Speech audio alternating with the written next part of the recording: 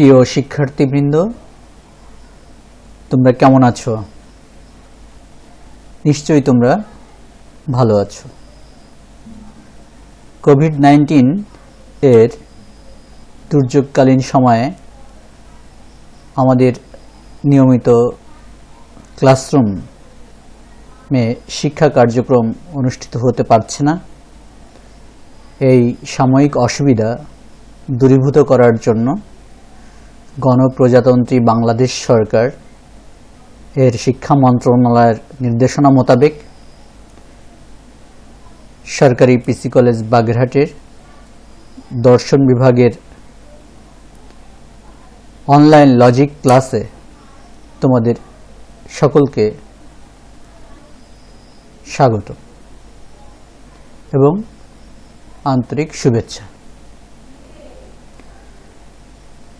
আমরা অনলাইন ক্লাসে মাধ্যমে তোমাদের পড়ালেখার বিষয়টি কন্টিনিউ করতে চাই এবং তোমরা যাতে পড়ালেখার একটা পরিবেশে শিক্ষণ পরিবেশের মধ্যে অন্তর্ভুক্ত থাকতে পারো, সেই উদ্দেশ্যকে সামনে রেখেই আমাদের এই ক্ষুদ্র প্রচেষ্টা। তোমাদের সকলের সার্বিক অংশগ্রহণে মাধ্যমে আমাদের এই প্রচেষ্টা সফল ও সার্থক হবে বলে আমি আশা করি। যাই হোক, এই আয়োজনে আজ যুক্তিবিদ্যা প্রথম পত্রের পঞ্চম অধ্যায়ের অনুমান বিষয়ের আলোচনা নিয়ে উপস্থিত হয়েছি। আমি শেখ আব্দুল গাফফার, সহকারী অধ্যাপক, দর্শন বিভাগ, সরকারি পিসি কলেজ বাগেরহাট। আমরা আজ অনুমান বিষয়ে আলোচনা করব। তা শুরুতে আমরা পড়েছিলাম যে যুক্তিবিদ্যা হলো অনুমান সংক্রান্ত বিদ্যা। এটা যুক্তিবিদ্যার একটা সংজ্ঞা ছিল, যদিও এই সংজ্ঞাটা কিছু দুর্বল দিক রয়েছে। তারপরেও যুক্তিবিদ্যাকে অনুমানবিদ্যা বলা যায়, তর্কবিদ্যা বলা যায়, তর্কশাস্ত্র, অনুমান শাস্ত্র। তাই অনুমান যুক্তিবিদ্যার অন্যতম গুরুত্বপূর্ণ একটি আলোচ্য বিষয়। আমরা সেই গুরুত্বপূর্ণ আলোচ্য বিষয়টি আজ আলোচনা করব। তোমরা নিশ্চয়ই মনোযোগ সহকারে এই আলোচনা শুনবে এবং আলোচনা শেষে যদি কোনো প্রশ্ন থাকে আমাকে করবে। আমি সেই প্রশ্নের যথাযথ উত্তর প্রদানের চেষ্টা করব। তোমাদের সামগ্রিক অংশগ্রহণেই আমাদের এই ক্লাস প্রাণবন্ত হবে বলে আমি মনে করি।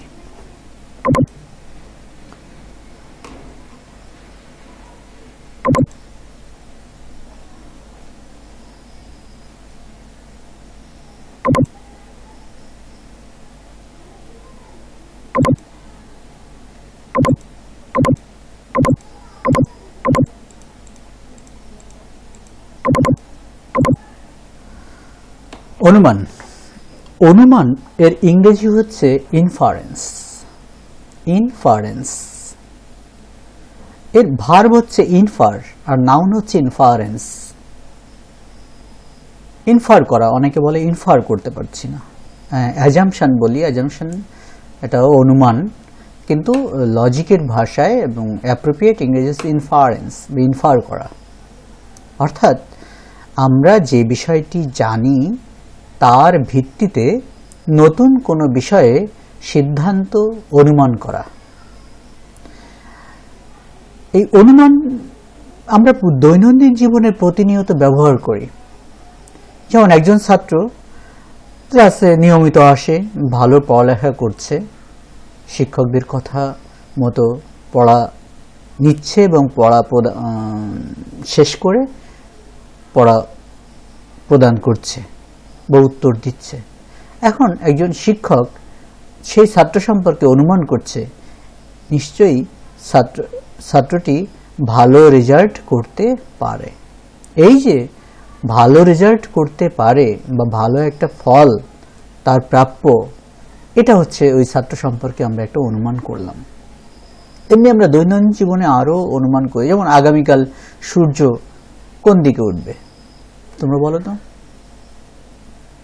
নিশ্চয়ই তোমরা বলেছ যে আগামীকাল সূর্য পূর্ব দিকে উঠবে, কারণ আমরা গত দিনগুলোতে এ যাবৎ কাল ধরে যতদিন দেখেছি সূর্যকে পূর্ব দিকে উদিত হতে দেখেছি।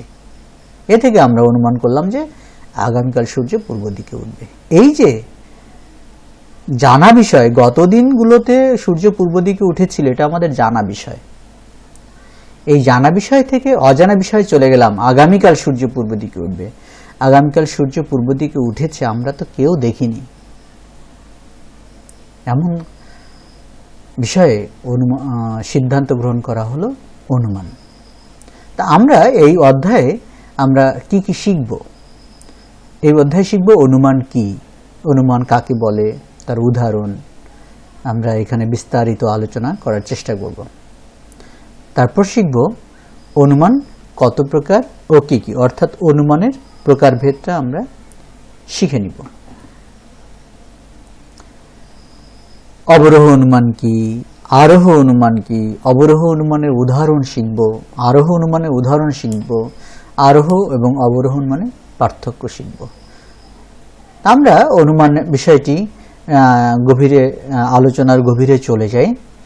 আমরা শুরুতে দেখি যে অনুমানের সংজ্ঞায় কি বলা আছে। একদম শুরুতে মনে রাখতে হবে যে অনুমান হলো একটি মানসিক প্রক্রিয়া। অনুমান কোন ধরনের প্রক্রিয়া? অনুমান হলো এক ধরনের মানসিক প্রক্রিয়া, মেন্টাল প্রসেস। এক একজনের অনুমান এক এক রকম হতে পারে।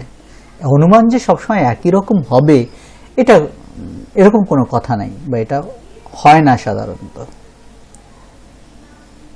কিন্তু নিয়মের আলোকে অনুমান করলে একই রকম হওয়ার কথা, কিন্তু একটা মানসিক প্রক্রিয়া, এটা এক ধরনের মানসিক প্রক্রিয়া। সাধারণত বলে যে কোনো জানা তথ্যের উপর ভিত্তি করে অজানা বিষয় সম্পর্কে ধারণা করার মানসিক প্রক্রিয়াই হলো অনুমান। তোমরা মাঝে মাঝে নোট নিয়ে নিবে কিন্তু, হ্যাঁ, আমার এই স্লাইড থেকে যেটুকু লেখা আছে। তাহলে সাধারণভাবে বলা যায় জানা তথ্যের উপর নির্ভর করে, মানে জানা বিষয়ের উপর নির্ভর করে অজানা বিষয় সম্পর্কে ধারণা করার মানসিক প্রক্রিয়াই হলো অনুমান। তো এখানে আবার মানসিক প্রক্রিয়ার কথা বলছে, বারবার এই মানসিক প্রক্রিয়ার কথার উপর জোর দিয়েছে। এখন সহজ কথা হচ্ছে জানা থেকে অজানায় গমনের প্রক্রিয়ার নাম হচ্ছে অনুমান। জানা থেকে অজানায়, দেখা থেকে অদেখায়, বিশেষ থেকে সার্বিকে, কম ব্যাপক থেকে বেশি ব্যাপকে গমন করার মানসিক প্রক্রিয়াকে অনুমান বলে। এখন জ্ঞাত থেকে অজ্ঞাত, জানা থেকে অজানা। এখন দেখো দূর পাহাড়ে, আমি যে উদাহরণটা প্রায় দিয়ে থাকি এবং আমরাও এটা পড়ে এসেছি, শিখে এসেছি, তোমাদের জন্য তাও সেই উদাহরণগুলো উপস্থাপন করছি। দূর পাহাড়ের দিকে যদি ধরো, দূর পাহাড়ের দিকে তাকায় দেখলে দেখা যাবে যে পাহাড়ের ওপাশে যদি ধোঁয়া উঠতে দেখা যায়, দূর পাহাড়ের ওপাশে যখন যদি ধোঁয়া উঠতে দেখা যায়, ওই ধোঁয়ার নিচে কি আছে? আমরা দেখছি হলো ধোঁয়া, কিন্তু ধোঁয়ার নিচে কি আছে সেটা পাহাড়ে ঢেকে গিয়েছে, আমরা কিন্তু সেটা দেখতে পাচ্ছি না।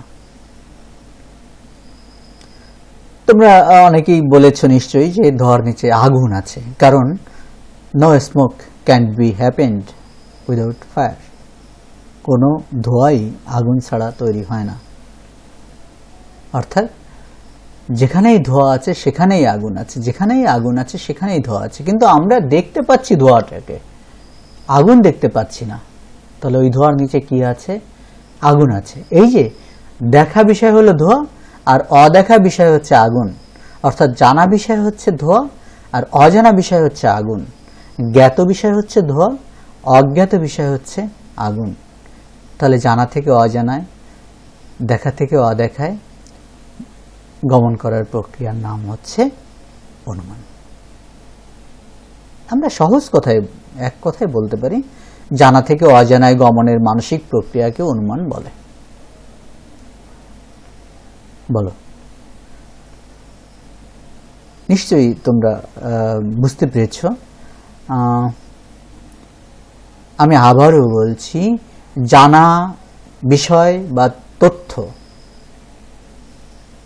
এর উপর নির্ভর করে অজানা বিষয় বা তথ্য সম্পর্কে সিদ্ধান্ত গ্রহণ করার প্রক্রিয়াই হলো অনুমান। তোমার একটা বা দুটো জানা বিষয় থাকবে, সেই বিষয়ে ভিত্তি করে তুমি নতুন কোনো বিষয়ে সিদ্ধান্ত গঠন করবে, এটাই হচ্ছে অনুমান।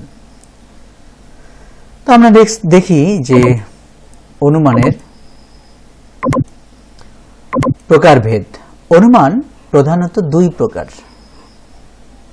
যেটা আমরা পূর্বের যারা যুক্তিবিদ্যা পড়তো বা লজিক বিষয় নিয়ে পড়তো, তারা প্রথম পত্রের বিষয় ছিল অবরোহ, আর দ্বিতীয় পত্রের বিষয় ছিল আরোহ।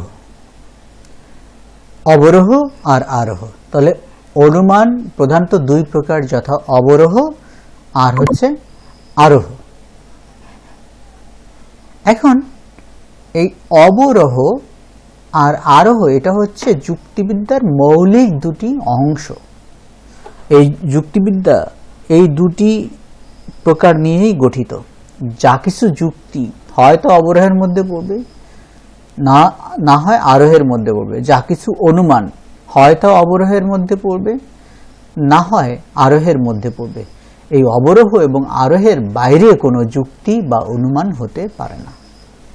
তাহলে এখন তোমাদের যদি প্রশ্ন আসে যে অনুমান কত প্রকার, তোমরা লিখবে অনুমান দুই প্রকার। কি কি? অবরোহ অনুমান আর আরোহ অনুমান। অবরোহ অনুমানের ইংরেজি ডিডাকটিভ ইনফারেন্স বা ডিডাকটিভ লজিক, আর আরোহ অনুমানের ইংরেজি হচ্ছে ইন্ডাকটিভ ইনফারেন্স বা ইন্ডাকটিভ লজিক। সংক্ষেপে অবরোহকে ডিডাকশন বলে, আরোহকে ইন্ডাকশন বলে। এখন এই অবরোহ আরোহ অনুমান বুঝতে গেলে আমরা তার সংজ্ঞাগুলো অবশ্যই পড়ব, উদাহরণ অবশ্যই পড়ব। তো আমি শুরুতে একটু আলোচনা করে নিই। আমরা যারা সঙ্গীত চর্চা করি বা হারমোনিয়াম বাজাই, তাদের দুটি বিষয় আছে। একটা হচ্ছে হারমোনিয়ামে নিচু থেকে উপরে যেতে গেলে আরোহ বলে ওটাকে, আর উঁচু স্বর থেকে নিচু স্বরে আসতে গেলে অবরোহ বলে। যেমন সা রে গা মা পা ধা নি সা, এই যে আমরা নিচু থেকে উপরে গেলাম, নিচু সুর থেকে উঁচু সুরে গেলাম, এটাই হচ্ছে আরোহ। আবার যদি বলি সা নি ধা পা মা গা রে সা, এখন ওই যে উপর থেকে এবার নিচে আসলাম, এটা হচ্ছে অবরোহ। তেমনি যারা পর্বতে আরোহণ করে, মানে পর্বতের শিখরে ওঠে, তাদেরকে পর্বত আরোহী বলে। মানে তারা পর্বতের নিচ থেকে বেয়ে বেয়ে বেয়ে বেয়ে অনেক কষ্ট করে তারা পর্বতের চূড়ায় উঠে যায়, তখন বলি আমরা পর্বত আরোহী বা পর্বতে আরোহণ করেছে। তেমনি রথ আরোহণ, অশ্বারোহী অশ্বের উপর যে ওঠে, এরকম আরোহণ মানে নিচ থেকে উপরে ওঠা, অর্থাৎ ছোট থেকে বড়তে যাওয়া, অল্প থেকে বেশিতে যাওয়া। আর অবরোহ অবরোহণ তার বিপরীতে, ডিডাকশন মানে কমানো, অর্থাৎ বড় থেকে ছোটতে আসা। তা আমরা এই অবরোহ অনুমান আবার দুই প্রকার, যথা মাধ্যম অনুমান এবং অমাধ্যম অনুমান। অবরোহ অনুমান দুই প্রকার, একটা মাধ্যম অনুমান, একটা হচ্ছে অমাধ্যম অনুমান। আরোহ অনুমান আবার দুই প্রকার, যথা প্রকৃত আরোহ এবং অপ্রকৃত আরোহ। তাহলে এখন আমরা দেখলাম এখানে দুই প্রকার, প্রত্যেকটা বিষয় দুই প্রকার। অনুমানও দুই প্রকার, যথা অবরোহ অনুমান এবং আরোহ অনুমান। অবরোহ অনুমান দুই প্রকার, যথা মাধ্যম অনুমান অমাধ্যম অনুমান। আরোহ অনুমান দুই প্রকার, যথা প্রকৃত আরোহ অপ্রকৃত আরোহ, বা প্রকৃত অনুমান অপ্রকৃত অনুমান। আশা করি তোমরা এটা নোট নিয়েছো এবং মনে রাখবে। আমরা এবার অবরোহ অনুমান কি সে বিষয়টি পড়ব। যে অনুমানে এক বা একাধিক সার্বিক বা বেশি ব্যাপক আশ্রয় বাক্য থেকে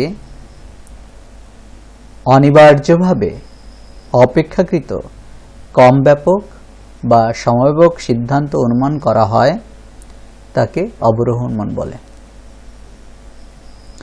তাহলে এখানে লিখতে গেলে সার্বিক বিষয়গুলো লিখতে হয়, কোনো জিনিসটা যেন বাদ না পড়ে যায়, সেজন্য একটু দীর্ঘ হয়েছে সংজ্ঞাটা।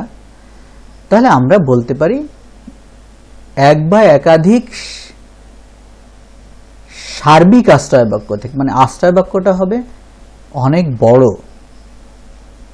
অনিবার্যভাবে কম ব্যাপক সিদ্ধান্ত অনুমান করা হয় তাকে অবরোহ অনুমান বলে।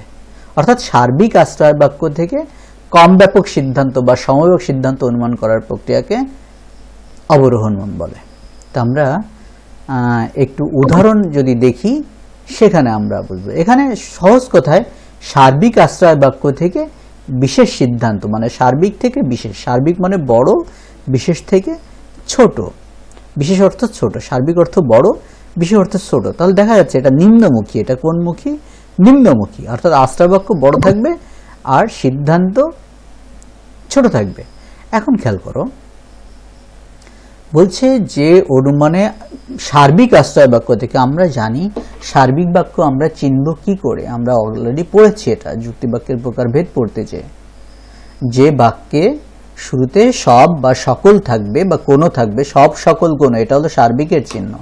এখানে খেয়াল করে সকল কথাটা আছে। তাহলে এই যে একটা আশ্রয় বাক্য, সকল অধ্যাপক হন প্রজ্ঞাসম্পন্ন, এই যে প্রথম বাক্যটি হচ্ছে সার্বিক বাক্য। রাসেল হন একজন অধ্যাপক, অতএব রাসেল হন প্রজ্ঞাসম্পন্ন। এখন তোমরা বলো এই তিনটি বাক্যের মধ্যে উপরের দুটি হচ্ছে আশ্রয় বাক্য আর নিচেরটি হলো সিদ্ধান্ত। উপরের দুটি হলো আশ্রয় বাক্য আর নিচেরটি হলো সিদ্ধান্ত। এখন উপরের দুটি আশ্রয় বাক্যের মধ্যে আমরা প্রথম আশ্রয় বাক্য যদি খেয়াল করি, এই প্রথম আশ্রয় বাক্য হলো সার্বিক আশ্রয় বাক্য। আর সিদ্ধান্ত যদি খেয়াল করি, সিদ্ধান্ত রাসেল, রাসেল একজন বিশিষ্ট ব্যক্তি, একজন, তাহলে এটা বিশেষ বা কম ব্যাপক। এই সকল অধ্যাপক বেশি না রাসেল বেশি? নিশ্চয়ই সকল অধ্যাপক বেশি, আর রাসেল কম, একজনকে বোঝাচ্ছে। তাহলে আমরা সকল থেকে একজনে চলে আসলাম, তাহলে এটা বড় থেকে ছোটতে আসলাম, অর্থাৎ সার্বিক থেকে বিশেষে আসলাম। এই বড় থেকে ছোটতে আসা, এই বড় থেকে ছোটতে আসার নাম হচ্ছে অবরোহ অনুমান। অর্থাৎ সার্বিক বা বেশি ব্যাপক আশ্রয় বাক্য থেকে বিশেষ বা অপেক্ষাকৃত কম ব্যাপক সিদ্ধান্ত অনুমান করার মানসিক প্রক্রিয়াকে অবরোহ অনুমান বলে। এখানে আমরা আবারও শুরু থেকে বলি, এই দুটি হলো আশ্রয় বাক্য। তোমরা জানো ইতিপূর্বে আমরা আশ্রয় বাক্য পড়েছি, যে সিদ্ধান্তের উপরে, সিদ্ধান্ত যে বাক্যের উপর নির্ভর করে গঠিত হয় সেই বাক্যগুলোকে আশ্রয় বাক্য বলে। অর্থাৎ যে বাক্যের আশ্রয়ে সিদ্ধান্ত গঠিত হয়, যে বাক্যের উপর নির্ভর করে সিদ্ধান্ত গঠিত হয় তাকে আশ্রয় বাক্য বলে। আর আশ্রয় বাক্যের উপর নির্ভর করে নতুন অনুমিত বাক্যকে সিদ্ধান্ত বলে। তা সিদ্ধান্ত চিনব, আর একটা চেনার উপর সিদ্ধান্তের বামে অতএব থাকবে। কি থাকবে? সিদ্ধান্তের বামে আমাদের অতএব থাকবে। এখানে সার্বিকের চিহ্ন হচ্ছে সকল, তাই এই আশ্রয় বাক্যটা হলো সার্বিক বাক্য, আর সিদ্ধান্তটা হচ্ছে রাসেলকে বুঝিয়েছে, একজন ব্যক্তি, এই জন্য এটা বিশেষ বা কম ব্যাপক। তাহলে দেখো আমরা বেশি ব্যাপক থেকে আমরা কম ব্যাপকে চলে আসলাম। এই বেশি ব্যাপক থেকে কম ব্যাপকে চলে আসা, এই বেশি ব্যাপক থেকে কম ব্যাপকে চলে আসার মানসিক প্রক্রিয়াকে অবরোহ অনুমান বলে। আর তোমাদের উদ্দীপকে এরকম একটা দিতে পারে, সার্বিক আশ্রয় বাক্য, বিশেষ সিদ্ধান্ত, অর্থাৎ এটা অবরোহ ত্রিভুজ, এটা নিম্নমুখী, এটা অবরোহ। তাহলে দেখা যাচ্ছে অবরোহণ মানে সার্বিক আশ্রয় বাক্য থেকে বিশেষ সিদ্ধান্ত অনুমান করা হয়ে থাকে। আমরা নেক্সট চলে যাই। এবার আমরা অবরোহণ মানে কতগুলো বৈশিষ্ট্য দেখব। অবরোহণ মান কিভাবে চেনা যায়। অবরোহণ সেই বৈশিষ্ট্যগুলো আমরা দেখব। প্রথমত, অবরোহণ মানের সিদ্ধান্ত কোনোভাবেই আশ্রয় বাক্য থেকে বেশি ব্যাপক হবে না, হয় সমব্যাপক হবে না হয় কম ব্যাপক হবে। এটা তো আমরা বলেছি আশ্রয় বাক্য থাকবে সার্বিক আর সিদ্ধান্ত থাকবে বিশেষ বা কম ব্যাপক। তাহলে এখানে কথা বলা আছে সহান মানের সিদ্ধান্ত কোনোভাবেই আশ্রয় বাক্য থেকে বেশি ব্যাপক হবে না, সিদ্ধান্ত হয় কম ব্যাপক হবে না হয় সমব্যাপক হবে, সমানও হতে পারে কিন্তু বেশি ব্যাপক কোনো দিন হবে না।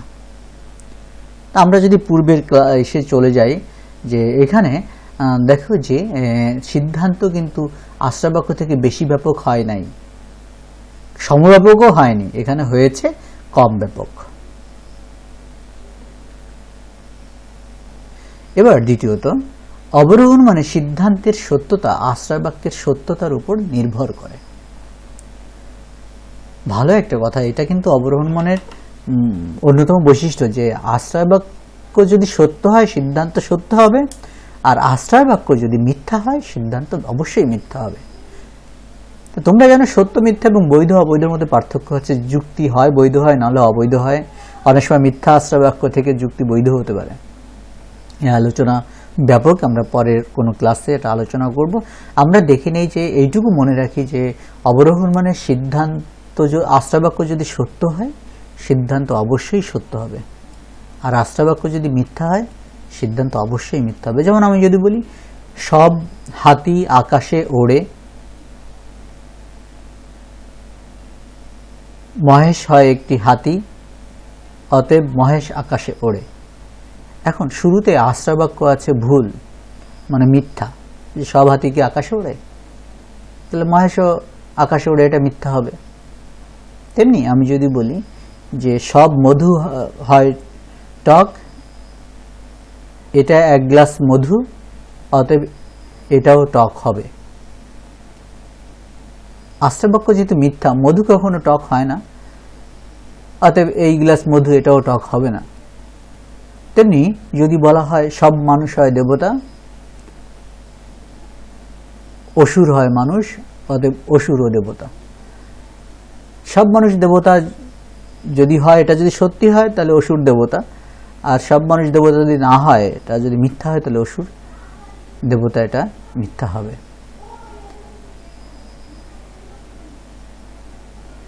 তেমনি আমরা যদি বলি সব মাছ আকাশে ওড়ে, রুই একটি মাছ, অতএব রুইও আকাশে উড়বে, এই যে এটা মিথ্যা হলো।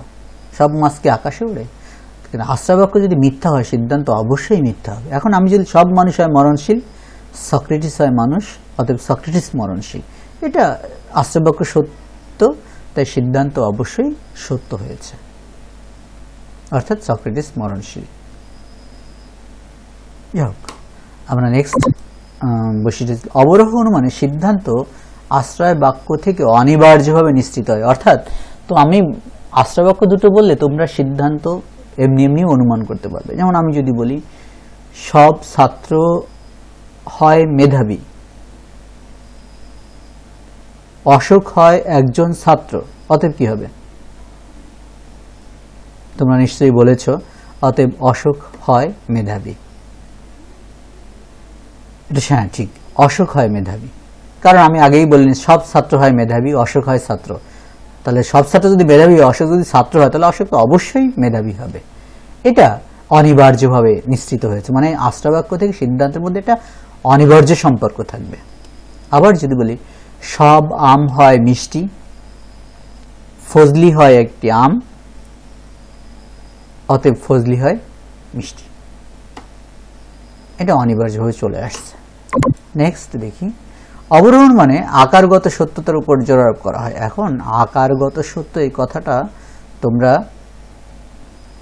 শুনেছ আগে, যে যুক্তিবিদ্যায় দুই ধরনের সত্যতা প্রতিষ্ঠা করা হয়, একটা হচ্ছে আকারগত সত্যতা আর একটা হচ্ছে বস্তুগত সত্যতা। তো অবরোহণ মান সবসময় আকারগত সত্যতা প্রতিষ্ঠা করে, অর্থাৎ নিয়ম অনুযায়ী সত্য, গাণিতিক সত্য, সেই গাণিতিক সত্য প্রতিষ্ঠা করে অবরোহণ, অর্থাৎ নিয়মের আলোকে যা বৈধ তাই সত্য বলে পরিগণিত হয়। অবরোহণ সেই আকারগত সত্যতার উপর জোর আরোপ করে, বস্তুগত সত্যতার উপর এখানে জোর আরোপ করে না।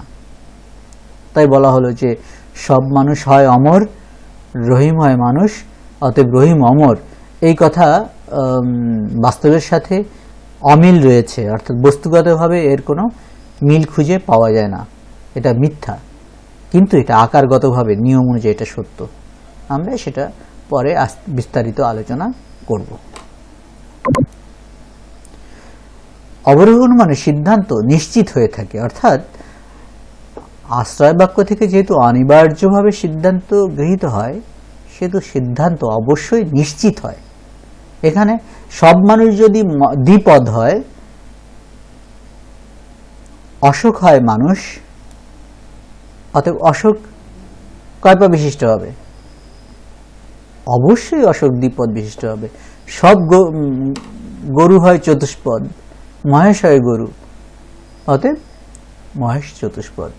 আমরা বৈশিষ্ট্যগুলো বুঝতে পারলাম। যে তাহলে আবার বলি, অবরোহণের সিদ্ধান্ত কোনোভাবেই আশ্রয় বাক্য থেকে বেশি ব্যাপক হবে না, হয় সমব্যাপক হবে, না হয় কম ব্যাপক হবে। অবরোহণ মানে সিদ্ধান্তের সত্যতা আশ্রয় বাক্যের সত্যতার উপর নির্ভর করে থাকে। অবরোহণ মানে সিদ্ধান্ত আশ্রয় বাক্য থেকে অনিবার্যভাবে নিশ্চিত হয়। অবরোহণে আকারগত সত্যতার উপর জোর আরোপ করা হয়। অবরোহণ মানে সিদ্ধান্ত নিশ্চিত হয়ে থাকে। এবার তাহলে আমরা একটু আরোহ অনুমানের আলোচনায় চলে যাই। আমি বলেছিলাম শুরুতে, ক্লাসের শুরুতে বলেছিলাম, আরোহ অনুমান হলো অবরোহণ মানের বিপরীত, অর্থাৎ ওটা ছিল নিম্নগামী আর এটা হচ্ছে ঊর্ধ্বগামী। একটা প্রশ্ন থাকে তোমাদের যে কোন অনুমান নিম্নগামী আর কোন অনুমান ঊর্ধ্বগামী। তা তোমরা অবশ্যই ত্রিভুজের যে ডায়াগ্রাম আছে সে ডায়াগ্রাম দেখে বুঝবে যে আরোহ অনুমান হচ্ছে ঊর্ধ্বগামী আর অবরোহণ অনুমান হচ্ছে নিম্নগামী। তা এখানে আরোহ অনুমানের আমরা সংজ্ঞা একটু দেখব। কয়েকটি বাস্তব দৃষ্টান্তের অভিজ্ঞতার উপর নির্ভর করে প্রকৃতির নিয়মানুবর্তিতা নীতি, বানান ভুল আছে এখানে, প্রকৃতির নিয়মানুবর্তিতা নীতি ও কার্যকর নীতির উপর নির্ভর করে একটি সার্বিক সংশ্লেষক সিদ্ধান্তে উপনীত হওয়ার প্রক্রিয়াকে আরোহ অনুমান বলে। আসলে কোনো সংজ্ঞা যখন লেখা হয় তখন তাকে কিছু পরিমার্জিত বইয়ের ভাষা সংমিশ্রণ করে লেখা হয়। কিন্তু আমরা যদি বলি যে কয়েকটি বাস্তব দৃষ্টান্তের অভিজ্ঞতার ভিত্তিতে একটি সার্বিক সিদ্ধান্ত গঠনের প্রক্রিয়াকে আরোহ অনুমান বলে, সহজে বলা যায়। কয়েকটি বাস্তব দৃষ্টান্তের অভিজ্ঞতার ভিত্তিতে একটি সার্বিক সিদ্ধান্ত গঠনের প্রক্রিয়াকে আরোহ অনুমান বলে। সে কথাটা আছে, কয়েকটি বাস্তব দৃষ্টান্তের অভিজ্ঞতার উপর নির্ভর করে একটি সার্বিক সংশ্লেষ সিদ্ধান্ত অনুমান করার প্রক্রিয়াকে আরোহ অনুমান বলে। আমরা যদি এটাকে ভাঙায় ভাঙায় বলি যে তোমরা জানো জগতে দুটি নিয়ম, মৌলিক নিয়ম আছে, একটা প্রকৃতির নিয়মানুবর্তিতা নীতি আর একটা হচ্ছে কার্যকারণ নীতি।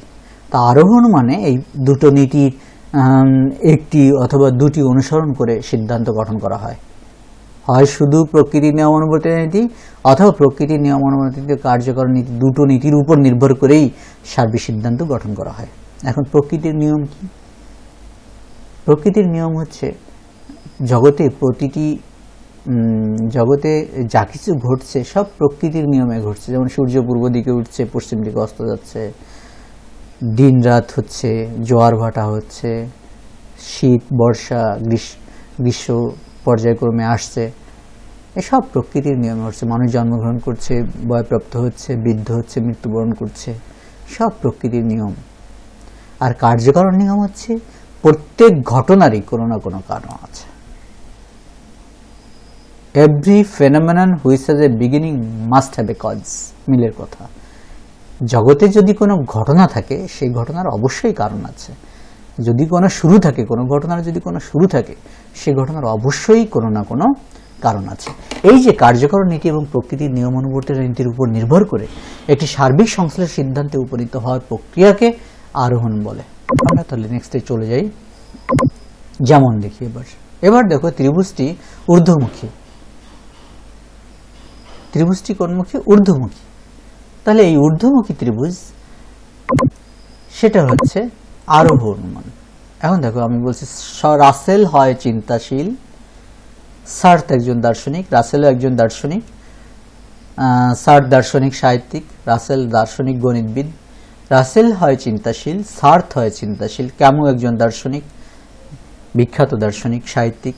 ক্যামু হয় চিন্তাশীল, অতএব সকল মানুষ হয় চিন্তাশীল। এখন খেয়াল করো, অবরোহণ মানে আশ্রয় বাক্য ছিল ব্যাপক, আর এই আরোহণ মানে আশ্রয় বাক্য হলো কম ব্যাপক, একজন একজন করে। দেখো তাহলে এই বিশেষ আর সিদ্ধান্ত হচ্ছে অতএব সকল মানুষ হয় চিন্তাশীল, সিদ্ধান্ত এখানে বেশি। তাহলে আশ্রয় বাক্য যে উপরের দিকে ত্রিভুজের উপরের দিকে ছোট ছোট ঘটনা, আর অতএব সকল মানুষ হয় চিন্তাশীল এটা বড় ঘটনা। এই জন্য বলা হচ্ছে এটা ঊর্ধ্বমুখী একটি প্রক্রিয়া, অর্থাৎ ছোট ছোট আশ্রয় বাক্য থেকে সার্বিক সিদ্ধান্ত গঠন করা হয় এখানে। তা আমরা বেশিরভাগই আরোহণ মান প্রয়োগ করে থাকি। আমরা রহিম হয় মরণশীল, করিম হয় মরণশীল, জসিম হয় মরণশীল, অতএব সকল মানুষ হয় মরণশীল, এভাবে আমরা বলি। তেমনি বাগেরহাটের ছাত্ররা হয় ভালো, ছাত্রীরা হয় ভালো, অতএব বাগেরহাটের সকল ছাত্রছাত্রী হয় ভালো। তো এই যে আমরা সিদ্ধান্ত গ্রহণ করি অতএব সকল মানুষ হয় চিন্তাশীল, এই সকল মানুষ হয় চিন্তাশীল এটা সার্বিক সিদ্ধান্ত, সার্বিক সংশ্লেষক সিদ্ধান্ত। কিসের ভিত্তিতে নিলাম? কয়েকটি বিশেষ বিশেষ আশ্রয় বাক্যের অভিজ্ঞতার ভিত্তিতে, বাস্তব অভিজ্ঞতার ভিত্তিতে। রাসেলকে আমি চিন্তাশীল হতে দেখেছি, সার্টকে আমি চিন্তাশীল হতে দেখেছি, ক্যামুকে আমি চিন্তাশীল হতে দেখেছি। সেই থেকে আমরা সিদ্ধান্ত গ্রহণ করলাম যে অতএব সকল মানুষ হয় চিন্তাশীল। আমরা এখন দেখি আরোহণ ও অবরোহণ মানে পার্থক্য। নিশ্চয়ই তোমরা বোর ফিল করছো। আসলে একটানা এভাবে অনলাইনে ক্লাস নেওয়া, স্টুডেন্টদের সাথে কথা বলার সুযোগ কম থাকে, স্টুডেন্টদের ফিডব্যাক নেওয়ার বিষয়টা এখানে কম থাকে। তারপরও এই কোভিড সিচুয়েশানে তোমরা পড়ালেখার মধ্যে থাকো, এটা আমরা চাই, পড়ালেখা করো। সময় সুযোগ হলে আশা করি আলো আসবেই, আমরা সুদিন ফিরে পাবই, আবার দেখা হবে। তখন আমরা আবার পুরনো আলোচনায় শুরু করে তোমাদের যেখানে যে সমস্যা আছে প্রশ্ন আকারে উত্তর দিব। এখন আমরা এখানে পড়ার চেষ্টা করি আরোহ এবং অবরোহণ মানে পার্থক্য।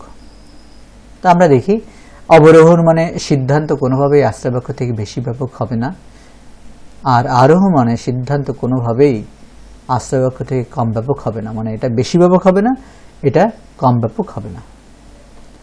এখানে সিদ্ধান্তের সত্যতা আশ্রয় বাক্যের সত্যতার উপর নির্ভর করে, আর আরোহণ মানে সিদ্ধান্ত নতুন নতুন সত্য প্রকাশ করে বলে সিদ্ধান্ত সংশ্লেষ সিদ্ধান্ত হয়, অর্থাৎ এখানে সিদ্ধান্ত সবসময় নতুন নতুন সত্য প্রকাশ করে। আর সিদ্ধান্ত আশ্রয় বাক্য থেকে অনিবার্যভাবে নিশ্চিত হয়, এখানে সিদ্ধান্ত কখনোই আশ্রয় বাক্য থেকে অনিবার্যভাবে নিশ্চিত হয় না। তা আশা করি আমরা যেহেতু বৈশিষ্ট্যগুলো পড়ে ফেলেছি, সেই বৈশিষ্ট্যগুলো পড়ার কারণে আমাদের এই পার্থক্যটা, আরও পার্থক্য আছে কিন্তু এখানে আমরা আপাতত 3টি পার্থক্য দিয়ে তোমাদের বোঝানোর চেষ্টা করছি। আশা করি তোমরা নোটগুলো নিয়েছো এবং এই পড়াগুলো তোমরা নেক্সট ক্লাসের আগেই কমপ্লিট করে ফেলবে, যাতে নেক্সট ক্লাস বুঝতে তোমাদের কোনো অসুবিধা না থাকে।